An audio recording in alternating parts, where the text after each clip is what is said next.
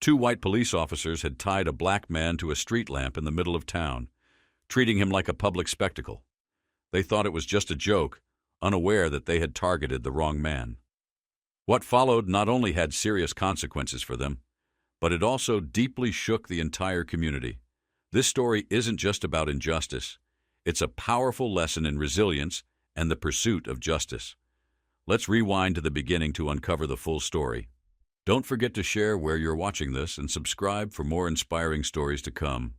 William Johnson walked slowly through the grand doors of the police station, his footsteps echoing across the empty space. He was tall and broad-shouldered, his new police chief uniform fitting him well, with his badge gleaming prominently on his chest. The room fell silent as all eyes turned toward him. A few moments ago, Jack Peterson and Mark Harris, two officers, had been laughing and joking in the corner, recounting their childish prank from the day before. They'd tied a random man to the street lamp, like a cruel joke for the town to see. "Did you see his face?" Jack said, his laughter booming. "I've never seen anyone look so desperate." Mark, more intimidating and bulkier, slapped him on the back. "I told you not to bother with him," he added. "He's not someone we need to worry about." But the mood in the room shifted as Jack noticed the sudden silence. He turned, his eyes widening with fear. Standing before him in full uniform was the man they had mocked the day before. "What are you doing here?" Jack stammered, his cocky demeanor gone. William didn't respond right away. He took a deliberate step forward, his gaze never leaving them. The room was still as death. He was calm but focused, his presence commanding everyone's attention. Finally, his voice broke the silence.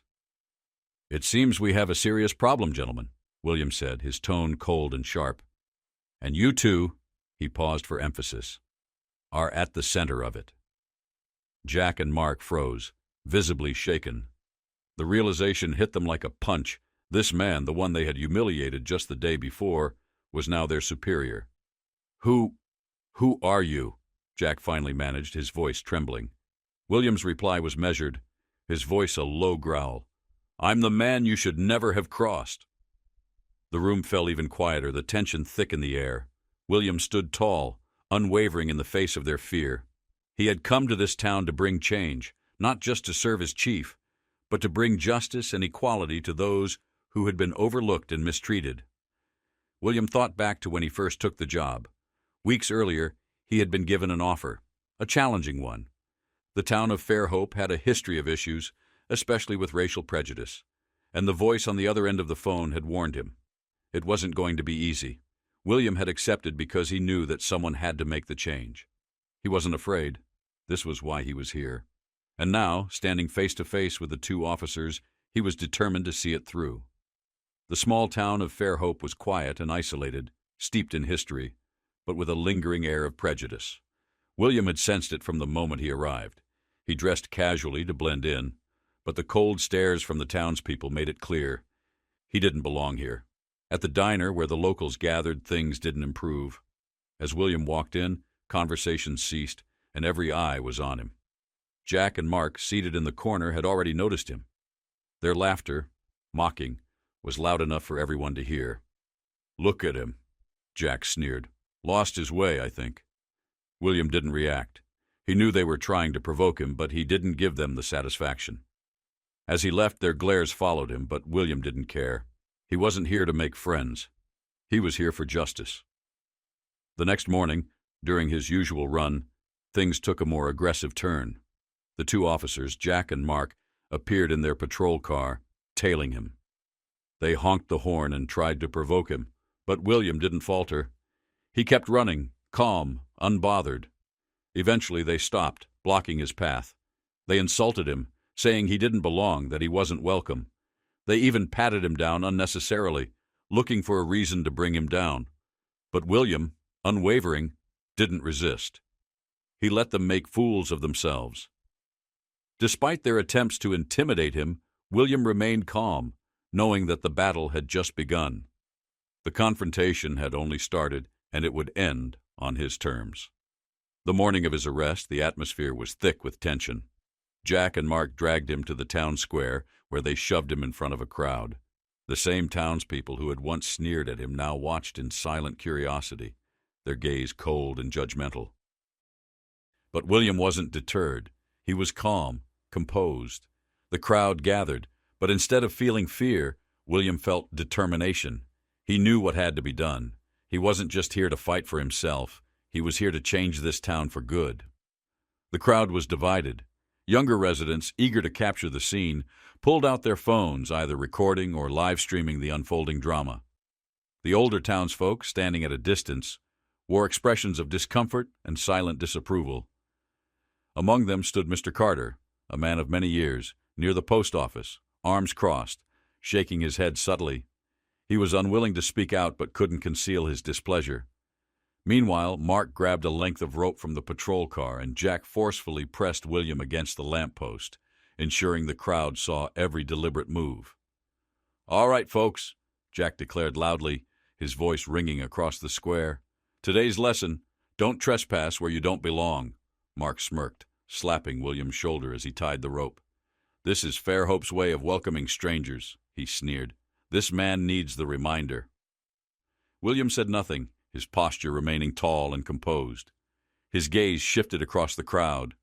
Some townsfolk looked uneasy, but no one spoke out. Mr. Carter, still near the post office, shook his head slightly, but said nothing. He had lived in Fairhope long enough to understand that confronting men like Jack and Mark could be both futile and dangerous. "We've got ourselves a lost soul," Jack continued, his voice booming. "And after today, I guarantee he'll think twice before stopping in a place like this." A few weak chuckles rippled through the crowd, not from genuine amusement but from the oppressive tension hanging in the air. Others remained silent, shifting their eyes between William and the two officers. Some younger onlookers filmed the scene for social media. William's expression remained calm and unwavering. Inside, however, his thoughts were razor-sharp. "They think they're humiliating me," he thought. "But they're only digging their own graves. Let them keep going." Mark stepped closer, eyes boring into William's face. "Got anything to say for yourself, buddy?" he sneered. "Or do you already know you don't belong here?" William locked eyes with him, his voice steady. "I don't need to say anything," he replied. "I'll let my actions speak for me." Jack laughed derisively, clapping Mark on the shoulder. "Did you hear that, Mark? He thinks he's going to do something. That's hilarious." But as they stared at William, something in his calm, defiant gaze gave them pause, a flicker of doubt in their arrogance. Still, they continued their taunts, unwilling to back down. The videos began circulating online, rapidly going viral. Comments flooded in. "What's going on here? This is how they treat strangers? Are these cops or thugs?" Soon, bigger social media accounts picked up the story, amplifying the outrage. The hashtag #Justice for the Stranger began trending. Meanwhile, in a newsroom of a nearby city, journalist Lisa Brown received an alert. She watched the viral video intently and quickly realized that this wasn't just a local incident. It was a story that could explode into a national scandal. Without wasting a moment, Lisa packed her camera gear and headed to Fairhope. Upon arrival, everything appeared calm, but a subtle unease hung in the air. She interviewed residents, some reluctant to speak, but Mr. Carter, after a long pause, shared his thoughts. "I saw what they did," he said softly. "That's not how we should treat anyone, no matter who they are." Lisa pressed him for more details, but Mr. Carter simply shook his head. He was unwilling to say more. As Lisa continued speaking to other townsfolk, the whispers painted a troubling picture. Jack and Mark had a history of abusing their authority, and the incident with William was merely the tipping point. Standing in the center of the square, Lisa prepared to go live. "Hello, everyone. I'm Lisa Brown reporting from Fairhope. Yesterday, a video was filmed here showing two police officers tying a man to a lamppost and mocking him in front of a crowd. My question is this how Fairhope treats outsiders? And who is this man?" As the storm raged online, Jack and Mark, oblivious to the consequences, lounged in the break room, laughing about their actions. They had no idea that their reckless behavior would soon spiral out of control. Meanwhile, William sat quietly in his room, reading through the comments and seeing how quickly the story was spreading. The videos weren't just documentation of injustice, they were weapons of truth. He knew this moment would lead to change, and change was what he planned to bring. The next morning, William stood before a mirror, donning a pristine police chief uniform. He adjusted his badge and checked his reflection. Today was no longer just another day on the job. It was the day he would take control. At the police station, officers were engaged in their usual morning routine when William entered the room. His police chief uniform commanded attention, and the atmosphere instantly shifted. Jack and Mark froze. They recognized William, the man they had humiliated the day before. William stopped in the center of the room, allowing the silence to linger. Then, in a low but powerful voice, he addressed the officers, particularly Jack and Mark. "I'm the man you should never have crossed." The tension in the room was palpable. Jack and Mark stammered, but William wasn't finished. He pulled out his phone and played the viral video, showing them their own mocking laughter and the image of William tied to the lamppost. "This," William said, "is what two of your colleagues did. They didn't just humiliate me, they tarnished the badge and the values it represents." Jack tried to explain, claiming it was just a joke, but William wasn't having it. "What kind of tradition allows you to publicly degrade another human being? What kind of tradition excuses disrespect?" Mark tried to interrupt, claiming they were just controlling outsiders. William moved closer, his gaze unwavering. "Do you think your badge gives you the right to humiliate others? Let me make it clear. Tradition never excuses disrespect." William's words cut through the room like a blade. He addressed the entire department, reminding them of their duty to uphold dignity, respect, and fairness. Then he turned to Jack and Mark. "Today, I am suspending both of you pending an investigation into your actions." He placed the suspension papers on the table in front of them. "You're relieved of your duties, effective immediately." The room went deathly silent as Jack and Mark stood motionless, unable to protest. William left the room with a final declaration. "From now on, things will be different here." Outside, William felt the weight of justice shift. This was only the beginning, but he was ready to fight for fairness and integrity. The next day, William gathered the entire force in the meeting room. His voice was clear and unwavering as he told them that their actions had consequences, and that Fair Hope's trust in them needed to be restored. He turned to Jack and Mark, placing termination papers before them. "These are formal termination papers. You're both fired, effective immediately. Hand over your badges and weapons. You're done here." The room fell into a deep silence as Jack and Mark stood defeated. One by one, they handed over their badges. William's cold gaze swept the room, and he delivered his final words. "Let this be a lesson to all of you. We are protectors of dignity and fairness. Those who cannot uphold those values have no place in this department." With that, William left the room, confident that change had come, and that it would no longer be business as usual in Fair Hope. After Jack and Mark's dismissal, there was no defiance or anger, only the quiet realization of two men who had lost everything. As they walked out, their heads down, the officers inside the station watched in silence, some relieved, others guilty, knowing they had failed to act sooner. The hallway seemed longer than ever as the two men exited, their disgrace palpable.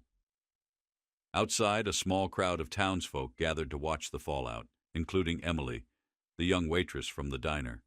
She observed quietly as Jack and Mark walked away, their heads lowered. When they disappeared from view, she turned to William, who had stepped outside moments before. With emotion in her voice, she said, "Justice has finally been served." William gave a small nod, his expression thoughtful yet resolute. "Justice isn't just about removing them," he said softly. "It's about rebuilding trust. That's the real work." Emily smiled, hope shining in her eyes. "This town has waited a long time for this." William said nothing but nodded as he turned and walked back into the station. The real work was only beginning, rebuilding the department's reputation and restoring its relationship with the community. The story didn't end with Jack and Mark's firing. Instead, It seemed like just the beginning. A video of their misconduct went viral, sparking outrage and prompting the district attorney's office to launch an investigation into their past actions. Soon, more victims came forward with their stories, sharing the abuse they had suffered at the hands of the two officers. The district attorney's office was flooded with complaints, and clerks worked around the clock to document the testimony of those who had remained silent for so long. One particularly painful account came from Sarah, a young woman who had been bullied by Jack years ago. Her testimony became the center of a highly publicized trial. When Sarah took the stand, she spoke with determination, despite her nervousness. 3 years ago, she began, I was stopped by Jack Peterson. At first, I thought it was just a routine traffic check. But then he started questioning me aggressively. He told me I didn't belong in this town and that I should go back to where I came from. Sarah's voice trembled, but she continued. I felt terrified and humiliated, especially since he did it in front of passing drivers. I didn't say anything because I was afraid that speaking up would make things worse. But today, I'm here to say that this kind of behavior can't continue. No one deserves to be treated like this. The courtroom fell silent, and many people in the room, including those who had once turned a blind eye to Jack and Mark's actions, were visibly moved by Sarah's bravery. After Sarah's testimony, William took the stand, his voice firm and steady. What you just heard is not just Sarah's story. It's the story of many people in this community who have suffered because of actions that should never have happened, especially not by those sworn to protect them. He paused, looking around the room. We cannot undo the past, but we can make sure it never happens again. Turning to the people of Fairhope in the courtroom, his voice carried a note of optimism. I believe Fairhope can be better. We can become a community that is not just safe, but just and honorable, a place we can all take pride in. But this change can only happen if we stand together and demand better. The trial lasted the entire day, and in the end, Jack and Mark were convicted of abuse of power and faced significant consequences. Meanwhile, the district attorney's office continued investigating additional allegations against the two officers. William and his restructured police force were committed to making real change. They began implementing reforms to rebuild the community's trust. One of the first steps was opening a conversation with the town. William held a public meeting in the town square, inviting residents to share their concerns directly with the police. An older woman in the crowd asked, "How can we know this won't happen again?" William responded sincerely, "I can't promise perfection overnight, but I can promise that we will work every day to ensure fairness and safety for everyone in this town. And if anyone, including myself, falls short, you have the right to hold us accountable." The community began to come together. Emily, standing at the front of a peaceful protest, spoke with clarity and resolve. Her words met with applause. This town used to accept silence, but not anymore. We're not asking for anything extraordinary, just respect. Every person here deserves to be treated as a human being. William continued his work, focusing on ethical training and ensuring that new officers were chosen not just for their skills, but for their empathy and commitment to the community. As the days passed, the town square transformed. What was once a place of fear and oppression became a symbol of progress. The people of Fairhope began to rebuild not just their town physically, but also their sense of unity and justice. As the weeks went on, the spirit of change continued to spread. The town came together to repaint old buildings, plant trees, and renew the spaces they shared. William stood outside the police station watching the transformation. He felt proud, but he knew the work wasn't over. He was committed to helping Fairhope become a place where respect and trust could flourish. Mr. Carter, a longtime resident, reflected on how far the town had come. "There were times when I thought nothing would ever change," he said to Emily. "But today, for the first time, I feel proud of this town." Emily smiled, acknowledging the hard work that still lay ahead. "We've come a long way, but this is just the beginning." The town's journey toward justice and healing was still unfolding. But as William looked out at the changes taking place in Fairhope, he knew they were on the right path, a path where hope, unity, and respect would guide them toward a better future.